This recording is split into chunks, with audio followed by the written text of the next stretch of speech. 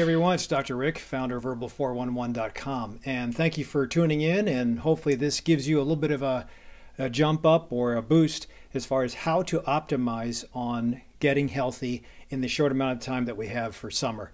And you would think the summertime is only 3 months. How can anybody make a lifestyle change in that amount of time? And it's not the magnitude of the change, it's just initiating the change. And I think all of us do have our challenges as far as healthy lifestyle and how to optimize that so we don't have disease, or at least we make it to a long and ripe age.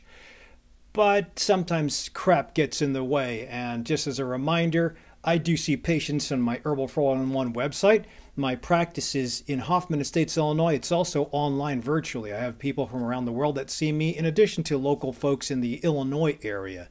But bottom line is I do integrative medicine to empower people on how to accelerate and increase your chances for optimizing and sustaining a lifestyle change.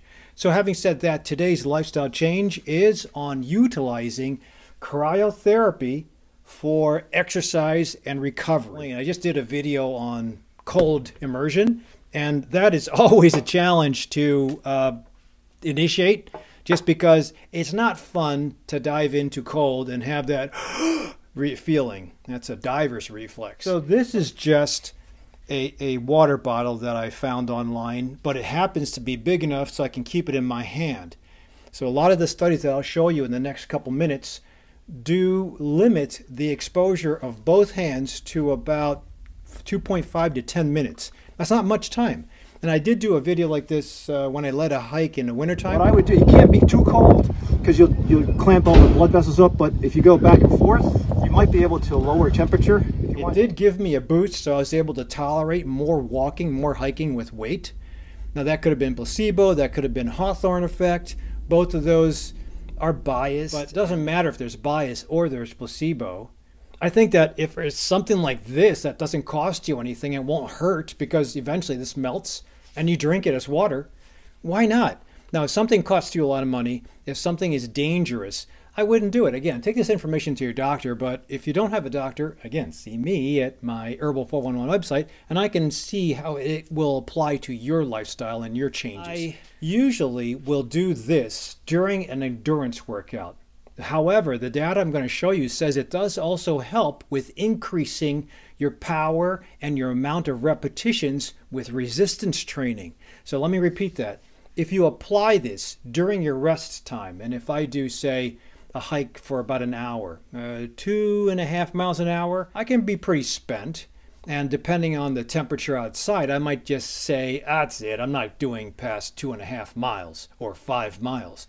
But then the theory is if you can cool yourself down for a short amount of time, the thermostat in the body will reset itself. Lactic acid actually drops, and it gives you an increased amount of energy to move again, with almost like you're starting all over again. Thus, the increase in the second round of resistance repetitions in one of the studies from Sydney, and also an increase in the tolerance to 5K runs when they came to the second to the third run of a practice run. In animals, they have studied this before with paws, and an animal doesn't really sense placebo effect.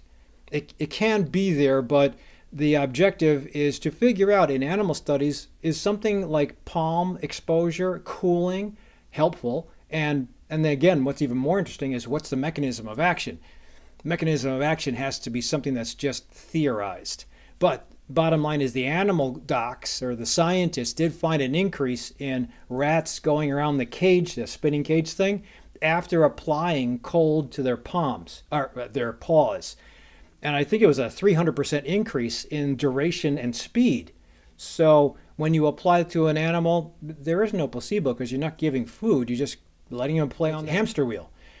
But in humans, there can be a placebo effect. That's why it's really important to do a big study with a lot of participants, hopefully double-blinded. But randomized controlled trials, double-blinded, doesn't matter. That kind of money to invest to see if this helps is not going to be out there unless you have a company that's selling these things fund the study. But you have to read the information and you have to look at the risk to benefit ratio. It's cheap, but they actually have mitts that they sell to the NFL on the sidelines to put your hands in, especially quarterbacks, and it cools down their palms. Data from the scientists who first found this found that the glabella, which is the forehead, the palms, and the soles of the feet were three distinct areas where the blood flow and the superficial blood vessels are a little bit different. There's something about the palms, the forehead, called the glabella, and the soles, that if you happen to expose those areas to cool, not cold or freezing, but cool, because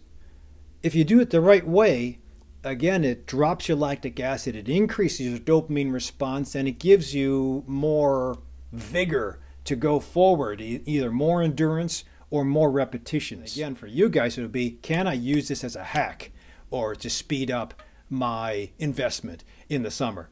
And yes, you can. If you're training for, say, a 5K, if you're doing a 5K, which is roughly 8 miles, and you typically do half, you take a little break, and then you do another half, meaning 4 miles and 4 miles, that break is when you would grab these things if they haven't melted, and you would put them on your palms. I think putting them on your feet, untying your shoes, taking your socks off, it's too much. Put them on your forehead, you could, but it's just as easy to do this, especially if you don't take a break and you just do light jogging. So again, it has to be perfect, and the studies, I believe they were at 50 degrees Fahrenheit or 20 to 30 degrees Celsius. And that is kind of cold. This is kind of cold. I took it out of my freezer. And the problem is, if it's nothing but ice and you freeze the palms, it works backwards. It doesn't help you, it harms you. So there is a theoretical drop in perceived temperature that allows you to get a better tolerance to perceived exertion. So again, if you cool your temperature down via the palms, obviously you can't do this all over, and you can't jump into a cold immersion when you're halfway through your training session or in Planet Fitness. But if you just cool your palms discreetly and not freeze them but cool them for about 5 minutes, I think 5 to 10 minutes of cooling the palms where you're, this is the more practical, so you don't freeze your hands, you just pass it from palm to palm while you're talking to your friends, while you're waiting between sets during your rest period, and you cool these down. I'm cold now. So the theory is that if you cool down the palms enough, you will actually, again, trigger this mechanism internally where lactic acid drops, your endurance or your perceived heat that you're just going to or experiencing, especially if you're cardio, your perceived heat drops. And usually if you've ever done cardio and it's super hot, it's like, this is too hot, I'm not going to go any further. Versus, ooh, I'm cool now, let's go another distance. So that's what it does, in addition to increasing dopamine and possibly decreasing the pain that you're suffering from. Your interpretation of joint pain, what people term lactic acid, cramps, fullness of muscle, it's a perception. Whether you have a problem or not with those muscles, the joints, your heart, if the perception is, I'm not doing this any further, then your muscles won't go any further. But if you don't have a medical problem and your perception is the same thing, my muscles are sore, they're full, they're really crampy, my heart, my breath is way too fast. As long as you don't have any medical diseases, that perception will stop you, even if you have more ATP and glycogen. But if you change that perception and you don't have any medical problems, and suddenly your brain says, wait a minute, I'm ready to go another set or another couple repetitions, or I'm able to put out 110%, I'm going to beat the lead guy, then that's more placebo. But again, who cares? This cost me $6 and the water was free. I put it in my freezer. That's relatively free. There's no harm with this. And then I can drink this if I'm using it for hikes. The downside is essentially zero, except for the $4 I spent. It's almost like having a coach talk to your ears. Push, push, push, push, push, when you're about to give up on that last set. And that brings me to my the second data point that I'll show you in a little bit is they applied this, especially in Sydney, to resistance exercise. It definitely works for endurance and tolerance of endurance and more endurance. But resistance exercise, you would think, well, you're going slow, you're just doing sets. The perception is maybe, okay, I'm maxed out, I'm not going to do this any further. So there is a perception, but when they'd applied it in Sydney, I guess I might as well just show you. When they applied it in Sydney, they found that their resistance subjects, their athletes, had an improvement in ability to tolerate more repetitions for the second set. So this is the study. I don't have a great print up, but it was from Sydney and it was decent enough. It wasn't one of the apex journals that we have in the United States, but still it was a published study, small. But again, when these small concepts come out, if you can prove it in a novel way, hey, great, why not? As long as there's no side effects and it doesn't cost a lot of money. But in that study, they did talk about resistance exercise.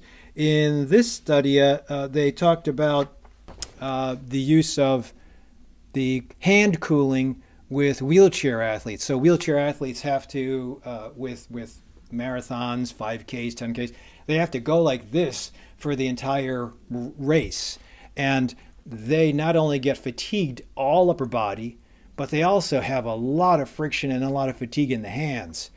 When you cool down the hands, you can have a twofold effect. You can get that perceived exertion change just by cooling the palm, because the palm has think of it as a register. The palm, the glabella, and the soles of the feet have a register that goes straight to the CNS, central nervous system, to say, hey, it's super cold out. Forget that perceived exertion of I'm beat and I'm tired. We got to get to shelter, move. So that's my analogy of why it might help. But in athletes, it did help, and it increased their endurance. So, and then there was an extrapolation. There was a nice study, an extrapolation on how to apply that to runners as well as the wheelchair athletes. And finally, this is the third study.